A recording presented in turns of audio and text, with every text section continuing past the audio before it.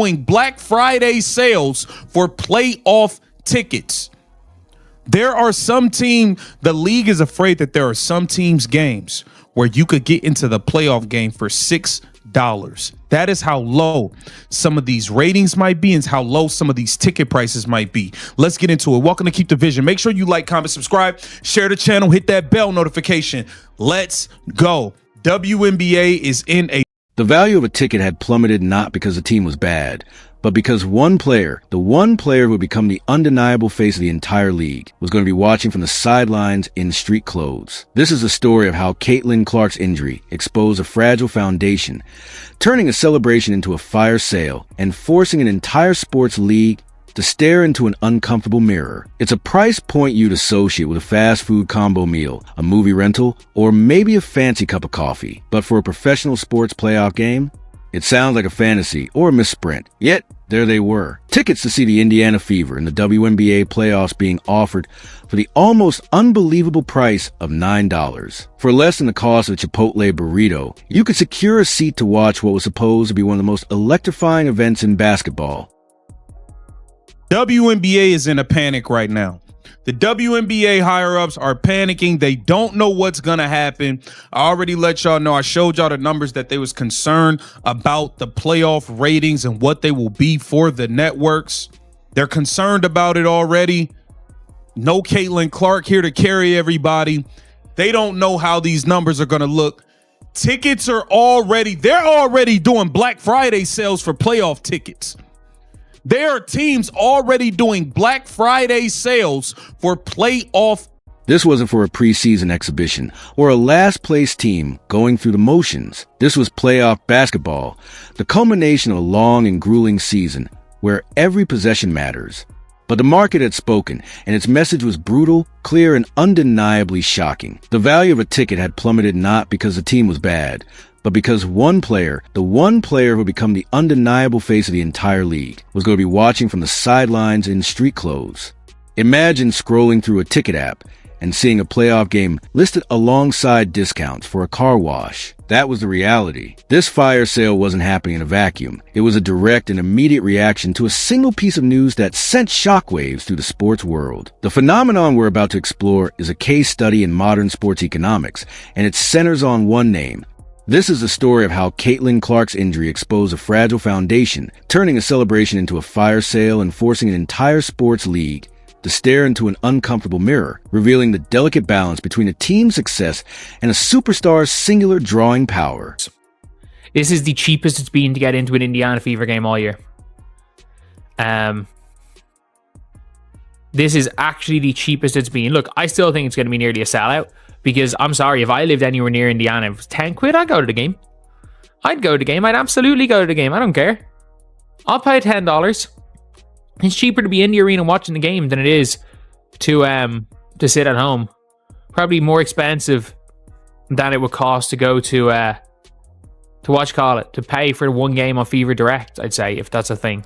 To understand the sheer depth of this collapse, you first have to remember the absolute frenzy that surrounded Caitlin Clark and the Indiana Fever just weeks earlier. This was the era of the so-called Clark effect, a phenomenon that transcended basketball. When Clark was on the court, she wasn't just playing basketball, she was a cultural event.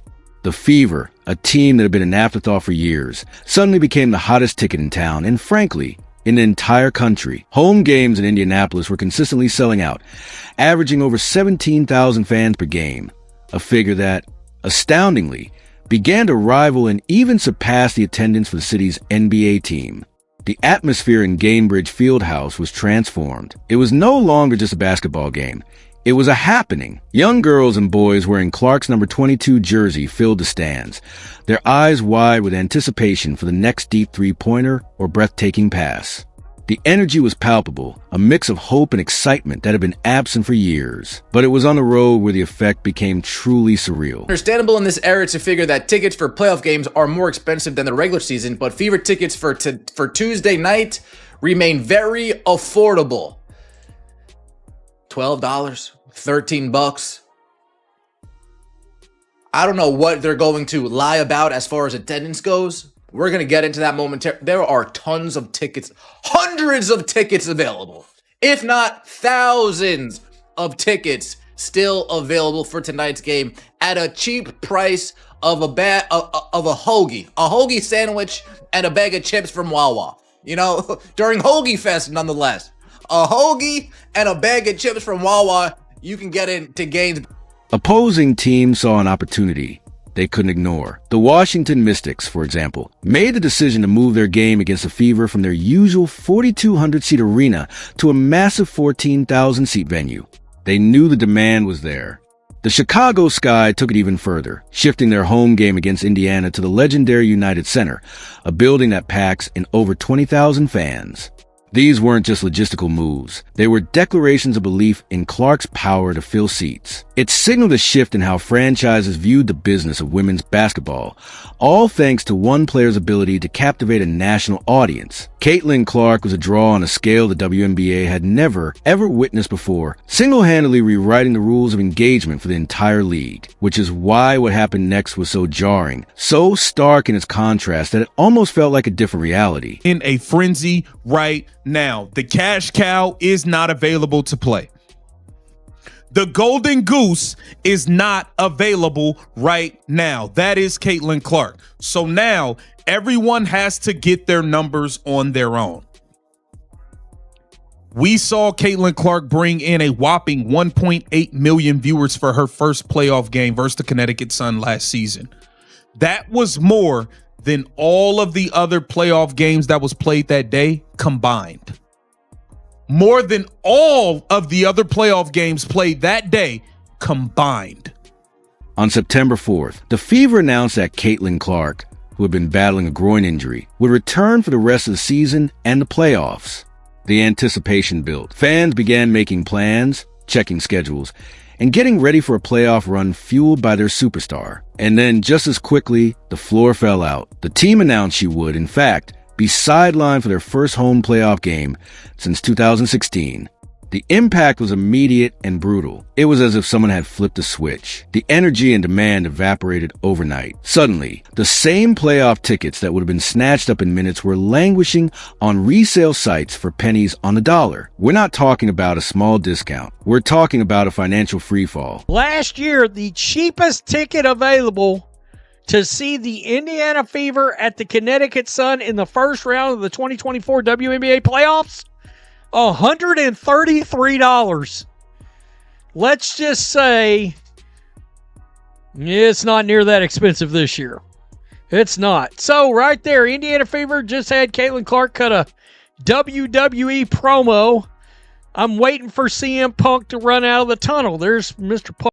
The cheapest available tickets were going for $9, $12, $6 in some sections. Social media was flooded with screenshots of these prices, accompanied by expressions of disbelief. The conversation around the game shifted instantly from an anticipated thriller to a discussion about value and demand. But the most telling detail was the price for the best seats in the house. Courtside seats, the ultimate status symbol for a sports fan. The same seats that previously commanded a small fortune were now available for around $200. To sit right next to the action for a playoff game for the price of a decent concert ticket, it was unheard of. The franchise had just completed its best season in a decade, setting records with 24 wins and making back-to-back playoff appearances. By all accounts, this game should have been a monumental celebration, a reward for a successful season. Instead, the arena was facing the prospect of vast sections of empty seats, a visible testament to the fact that for a huge portion of the audience, it wasn't about the Fever, it was about Caitlin Clark. For $200. It is $200 to go sit courtside. Second row courtside behind the basket is $200. 1 to 3 tickets. It is $200 to sit courtside this game. This is, in fact, the cheapest. It is cheaper to go to this Fever game. This is the cheapest it's been to get into the Fever all year. Why? Why is it the cheapest? Because, well, you see, these tickets went on sale after the Indiana Fever announced Caitlin Clark. But the story is far bigger than just one team in Indiana. The panic emanating from the WNBA headquarters was palpable because the data showed this was a league-wide crisis. When Caitlin Clark missed games during the regular season due to her injuries, the viewership numbers took a nosedive. Across the board, games where she was absent saw television ratings plummet by a staggering 55%. Broadcasts that would normally attract over 1 million viewers were suddenly struggling to reach 350,000. Network executives, who had been celebrating record numbers, were now facing a stark new reality. Even the All-Star Game, which is meant to showcase the entire league's top talent, saw a 36% drop in viewership when Clark couldn't participate. This wasn't a coincidence. It was a direct correlation that highlighted a dangerous dependency. One prominent sports journalist highlighted the alarming nature of this trend, tweeting, "One player gets injured and more than half the TV audience for the entire league disappears." Has any other athlete ever had that kind of impact on a sport? The question hung in the air, uncomfortable and undeniable. Indiana Fever posted a video of Caitlin Clark talking was almost a month ago, but they know who they need to post when it's time to sell tickets. Damn! Putting CC front and center only when it's time to sell Oh boy. Oh boy. And we're talking about the tickets, folks. Don't hate the player, hit the game. I'm just a lonely messenger. That's it. Look at these ticket prices. Oh Lord, oh Lord, oh Lord. Look at these ticket prices. $13, $12, $55 for section 100, $27, $147 for section 5, $55 for section 19, $330 for courtside seats. The league had spent years building its brand, but the explosive growth of the last 2 seasons had been disproportionately fueled by one individual. This created a paradox. The league was more popular than ever, but that popularity was concentrated. Without Clark, the foundation looked dangerously weak. The other incredibly talented players in the league, the Kelsey Mitchells, the Aaliyah Bostons, were suddenly finding it impossible to hold the attention of the massive audience Clark had brought in. It was a harsh reminder that attracting new fans is one thing, but building a broad, deep connection that survives the absence of a single star is another challenge entirely. This collapse in interest could not have come at a worse time for the WNBA. The league is currently in a period of ambitious expansion, with new franchises being added to capitalize on the surge of popularity. More importantly, they are on the verge of kicking off a massive 11-year media rights deal worth $2.2 billion. This deal was supposed to usher in a new era of financial stability, leading to higher player salaries and greater investment in the sport. Player contracts are being renegotiated, and corporate sponsors are paying closer attention than ever before. Everything was aligning for the WNBA to finally cement itself as a major, permanent fixture in the American sports landscape. And then, right at this critical moment, the engine of their growth, the player responsible for a significant portion of the league's economic activity, goes down with an injury. I think all of us were expecting the entire viewership of the entire WNBA to be down. And this tweet from Christine Brennan really stuck out to me. She said one player gets injured and more than half the TV audience for the entire league disappears. Has any other athlete ever had that kind of impact on a sport? Golf without Tiger definitely dropped precipitously on occasion, but not like this. This news is alarming for the league, and it's alarming for the league because this is such a crucial year for the WNBA. It's like a restaurant finally earning a Michelin star, only to have its head chef call in sick on the night of the most important review. All the planning, all the infrastructure, all the hype, it all hinges on that one key element being present. The league now faces a terrifying prospect of trying to negotiate and sell its product to networks and sponsors while its biggest draw is injured, and the data shows just how vulnerable that makes them. This scenario raises difficult questions about long-term valuation. Can the league justify its new financial worth based on the peak of Clark mania? Or will partners now demand guarantees based on a more conservative post-injury outlook? The timing isn't just unfortunate. It's a strategic nightmare that threatens to undermine the very growth the league has worked so hard to achieve. Naturally, such a dramatic situation breeds speculation and unanswered questions. The official line from the Fever was that Caitlin Clark was simply too injured to play, a result of a nagging groin issue. But the timing led many fans and observers to wonder if there was more to the story. Was this purely a medical decision, or was there an element of organizational caution, perhaps even mismanagement? Clark had missed several games throughout the season with various soft tissue injuries, leading some to question whether the team had properly managed her workload during her rookie and sophomore years. Was she pushed too hard, too fast in an effort to capitalize on her popularity? The narrative pushed by some within the league and its media partners has often been that the WNBA is more than just one player, that it is filled with stars who deserve recognition.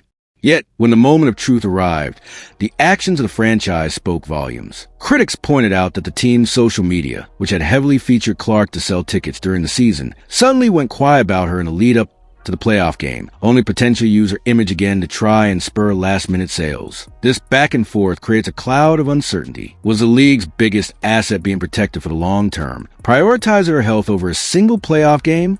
Or was there a failure to fully capitalize on her presence when it mattered most, followed by a desperate attempt to recapture lost interest? The void of clear information is filled with theories, and each theory only adds to the drama surrounding this entire saga, turning a sports injury into a multifaceted mystery. At its heart, this entire situation reveals a fundamental and often uncomfortable truth about professional sports fandom. Fans are not monolithic in their loyalty. While there's a core base that supports a team through thick and thin, the massive casual audience that drives record ratings and ticket prices is often drawn by individual star power. People connect with transcendent talent. They want to witness greatness, to see history in the making, to be able to say, I was there for an iconic moment. For the past 2 years, Caitlin Clark has been that for women's basketball. She brought in a whole new demographic of fans. Families, young kids, and even men who may not have previously given the WNBA a chance. They came for the spectacle of her deep three-pointers and her charismatic playing style. They stayed for the excitement, but their primary attachment was to her. This isn't a criticism of those fans. It's a reality of the market and how superstar cultures are built. The other players on the Fever are exceptionally talented athletes, but they don't possess that same rare generational factor that crosses over into mainstream consciousness in a way that creates must-see events. So, when Clark was ruled out for those casual fans, the reason to watch disappeared. The product on the floor, while still high-quality basketball, was no longer must-see TV. It became just another game, one of many in a crowded sports landscape. And when something becomes ordinary, people are only willing to pay an ordinary price for it. Hence, the $9 ticket, a symbol of the gap between a star-driven spectacle and a team-oriented sport. At its heart, this entire situation reveals a fundamental and often uncomfortable truth about professional sports fandom. Fans are not monolithic in their loyalty. While there's a core base that supports a team through thick and thin, the massive casual audience that drives record ratings and ticket prices is often drawn by individual star power. People connect with transcendent talent. They want to witness greatness, to see history in the making. For the past 2 years, Caitlin Clark has been that for women's basketball. She brought in a whole new demographic of fans, families, young kids, and even men who may not have previously given the WNBA a chance. They came for the spectacle of her deep three-pointers and her charismatic playing style. They stayed for the excitement, but their primary attachment was to her. This isn't a criticism of those fans. It's a reality of the market. The other players on the Fever are exceptionally talented athletes, but they don't possess that same rare generational factor that crosses over into mainstream consciousness. So, when Clark was ruled out for those casual fans, the reason to watch disappeared. The product on the floor, while still high-quality basketball, was no longer must-see TV. It became just another game. And when something becomes ordinary, people are only willing to pay an ordinary price for it. Hence, the $9 ticket. So, where does this leave the WNBA? Those shockingly cheap playoff tickets are more than just a bargain. They are a sobering lesson in economics and brand management. The league experienced a sugar rush of growth fueled by a singular phenomenon. But the events of this playoff run have exposed a critical vulnerability. Building a sustainable business model that is so dependent on the health and performance of one player is an incredibly risky strategy. For the Indiana Fever, the lesson is clear. They must do everything in their power to protect their investment, to manage Caitlin Clark's health with extreme caution, to ensure she has a long and productive career. For the league as a whole, the imperative is even greater. The frantic push to promote other stars cannot feel forced or artificial. The league must find organic ways to build compelling narratives around other teams and players, so that the next time a superstar is absent, the entire enterprise doesn't teeter on the brink. The WNBA has been given a gift in Caitlin Clark, but has also been given a warning. The challenge now is to use her star power as a foundation to build a wider, more resilient league, rather than letting it become a crutch that the entire sport limps along on. The empty seats and the $9 tickets are a silent, powerful message from the market. The question is the WNBA listening? If you made it to the end of this video, you know this is a story that goes far beyond the basketball court. It's about business, culture, and the unpredictable nature of fame. Let us know in the comments what you think the WNBA's biggest challenge is right now. And if you want to stay informed on the stories that really matter, don't forget to subscribe and hit the notification bell so you never miss an upload. Thanks for watching.